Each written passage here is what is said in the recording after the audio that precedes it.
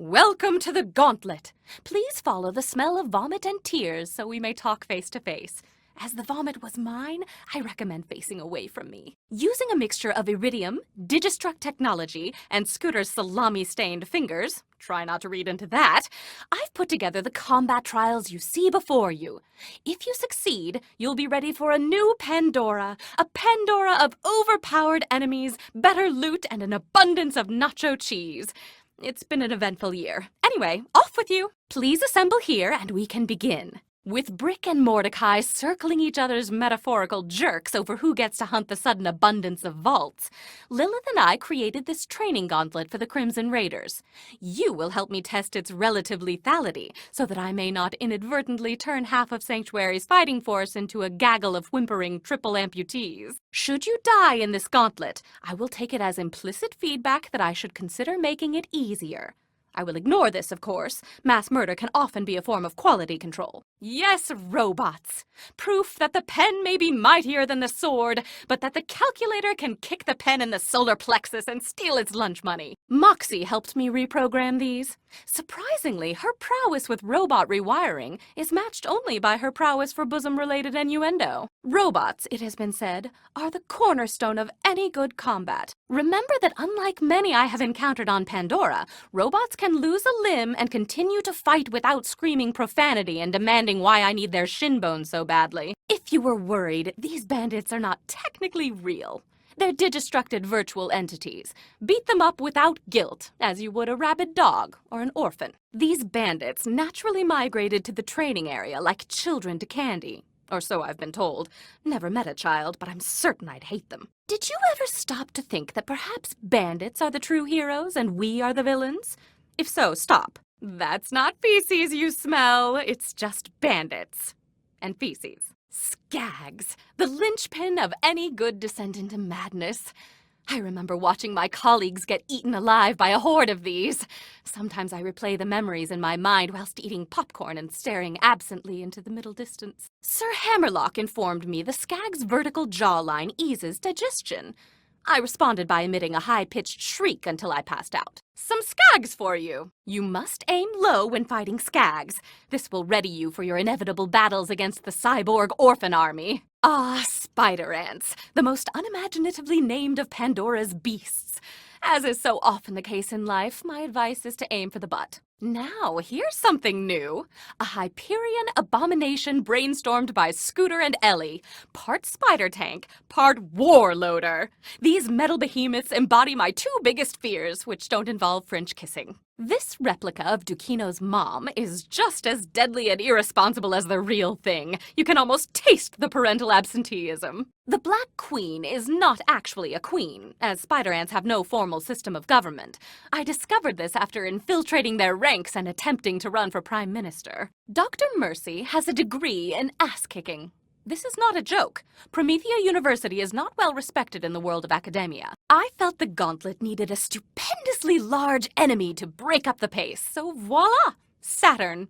You may wish to get behind something. If you can count to 4, you shouldn't have much trouble taking these assassins down. You may have trouble fitting in on this planet, however. The Incinerator clan killed Scorch for being a heathen. As gods tend to do, however, he respawned. You've exceeded my not inconsiderable expectations. Head to the next area. Even with Jack dead and Brick foaming at the mouth to go after the new vaults, it's important to remember that many unanswered questions still remain. Beyond why Brick won't take the rabies medication I've given him, I remain curious about the origin of the sirens and their ultimate connection to the vaults. That is for another day, however. As for right now, I just need you to shoot more things in the face. You've done well so far, but the gauntlet is not yet complete. Continue that I may record your screams of confusion and irritation for my later entertainment. You've not died yet, which pleases me. You've got more of the gauntlet left and therefore still could die, which pleases me even more. Did you know that a house made of popsicle sticks and mucus can be more sturdy than one made of metal? Nobody does, because it's not true. This gate represents a test of your intellect. Are you clever enough to uncover the secret way to open it? Congratulations! You are now a genius by Pandoran standards. I may have just lied to you. Actually, let's make things interesting. How about another? I find myself bored.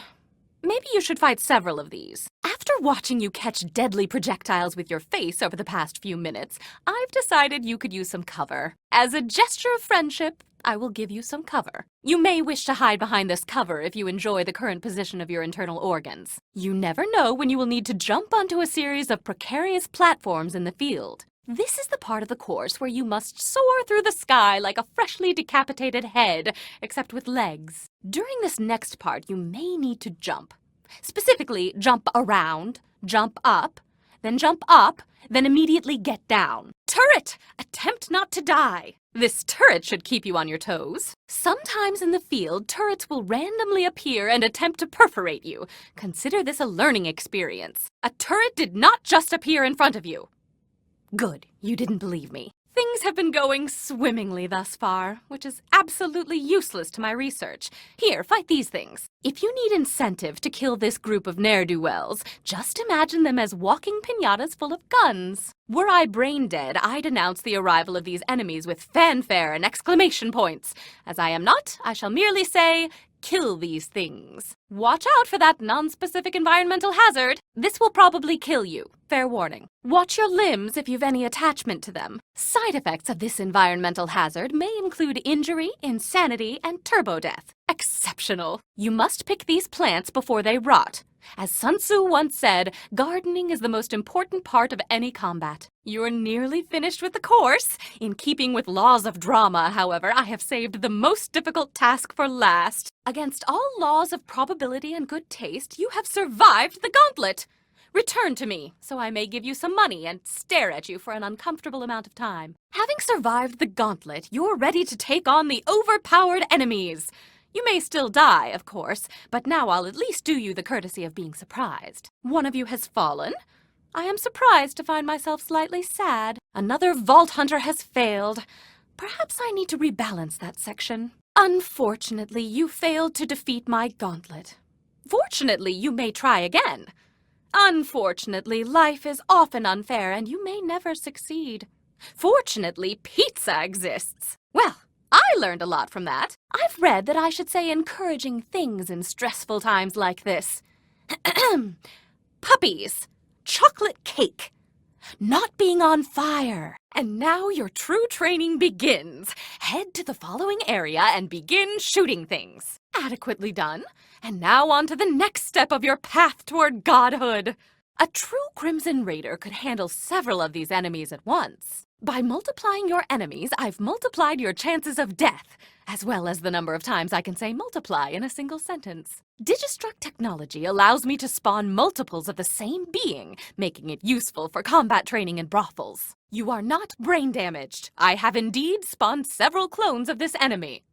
But you likely are brain damaged. These digital clones shall challenge your ascent to godhood. I did not have the memory to spawn a new creature, so you will fight a few clones of the same enemy. Clones! I've copy-pasted this enemy to harass you from several directions. Crimson Raiders show mercy, which is adorable. As you are a Vault Hunter, however, I will not open the way until you destroy all your enemies. A smart warrior never leaves an enemy alive. You cannot proceed until your foes are gone. Mercy is an outdated concept, like parachute pants or love.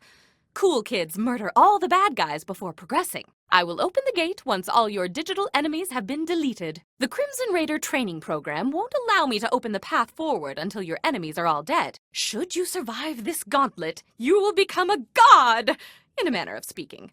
You will possess the ability to control the strength of your enemies and wield otherwise impossible to equip gear. Every time you complete this training gauntlet, I can hack together an Overpower upgrade to your Echo device.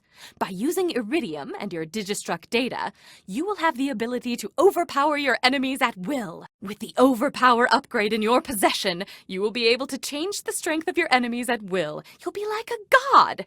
Though, no, maybe that isn't the right word. Designer, perhaps? Thanks to Lilith and Moxie, I have found a way to combine Iridium and Digistruct technologies to change the nature of life itself. The Overpower upgrade awaits once I analyze your training data from this gauntlet. Once you are done, I will use this gauntlet to train the Crimson Raiders. If nothing else, it will give them something to do beyond standing around Sanctuary banging on doors. Interesting. Though Jack is dead, you still deface his likeness. Though given how you toss bullets away like so many fun-sized candies, I likely could have replaced Jack's image with that of a puppy, and you still would have shot at it. That'll teach that cardboard standee! Seeing Jack's likeness destroyed fills me with a joy I usually reserve for watching children fall down and hurt themselves. Prepare for a great deal of text. Vault Hunter, this is priority 1. I need you to disarm a series of camouflaged explosives hidden in the combat garden. You see those so-called onions in the ground? They are, in fact, camouflaged Hyperion explosives designed to attack the raiders where we are most vulnerable, our gardening battalion. Gather the onions, but do not pick the carrots. I specifically instructed you not to pick the carrots. They aren't dangerous or anything, they're just gross. Yes, continue picking the onions. They are bombs designed to punish Sanctuary's vegetarians. Or they are onions. Either way, remove them. Thanks to you, my garden is combat ready once more. A well-balanced diet is the ultimate weapon of mass destruction. Here, you deserve a chance at better armaments. This chest is either full of great loot or full of crap. If you get nothing but white shields, blame Schrodinger and his zombie cat. I can also Digistruct chests out of nothingness. Were I a dullard, this might make me develop a god complex. That violence was informative and entertaining. Now keep moving. The blood has not yet finished spilling, I'm happy to say. Keep going. Don't stop moving. That's how the orphans will catch you. The gauntlet is not yet done. Keep going. Your gauntlet run is complete, and I've processed all your biomorphic combat data. Unrelatedly, you might be pregnant. You may now wash the metaphorical blood from your hands. The gauntlet is complete. More enemies are spawning. I'm digistructing more enemies to keep my crushing sense of ennui at bay. Oh! I'd forgotten to hit this ostentatious button reading spawn more enemies. I hope these things provide an adequate challenge. Here you are, more things to shoot. Please shoot these things in the face, if they have one. I create life and you bring death. We should share an apartment and upload our hijinks to the EchoNet. I hope these enemies do not catch you off guard. A Crimson Raider must always be alert in case of an ambush. Moxie used her knowledge of reprogramming Innuendo Bot to corral these loaders into the gauntlet. Hyperion loaders were originally designed for construction, not combat.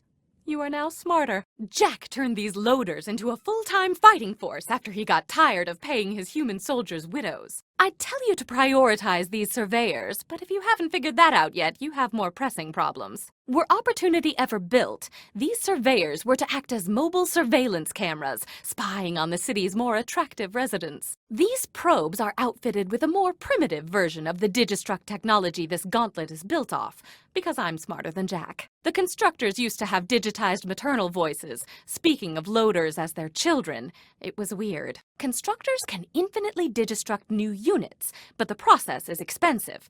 Lucky for the Crimson Raiders, Hyperion is footing the bill. The constructors actually run off a similar technology to your storage deck inventory unit, except you can't carry full-size robots around in your pocket. Yet. These bandits are the insane remnants of Dahl's original slave labor on Pandora. Come to think of it, so am I. Marauders are driven primarily by greed and bloodlust. In this respect, they are somewhat like Marcus Kincaid, without the beard. Marauders, the peanut butter and jelly sandwiches of banditry. Psychos are what happens when a mind is both pushed to its breaking point and becomes overly obsessed with meat. Psychos scream about one of 3 things: meat, parties, or their mothers.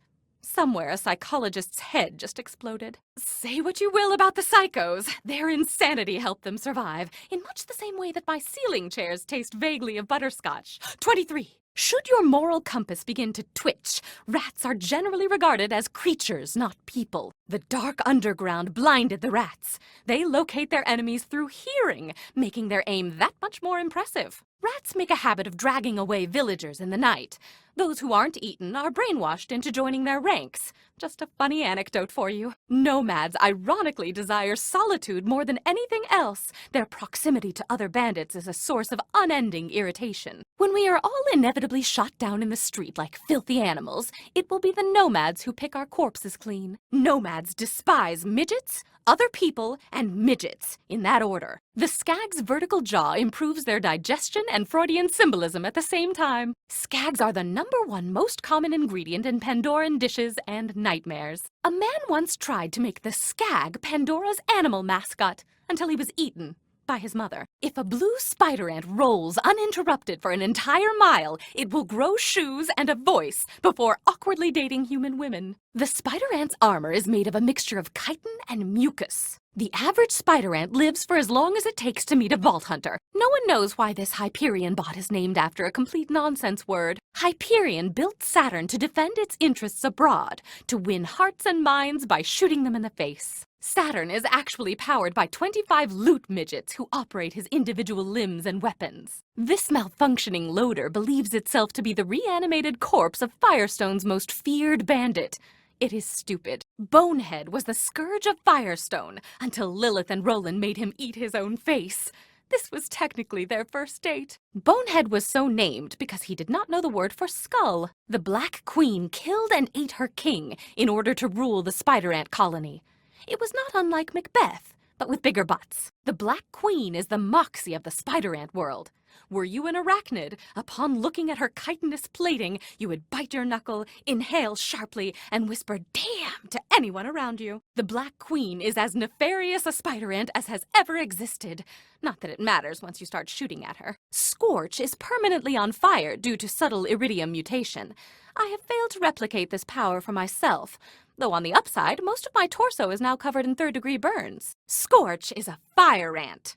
I am attempting to learn puns. If Scorch kills you, take some solace in the fact that he is constantly on fire and you are not. Had you not stopped these Hyperion assassins, they would have killed me and kidnapped Lilith. So thank you.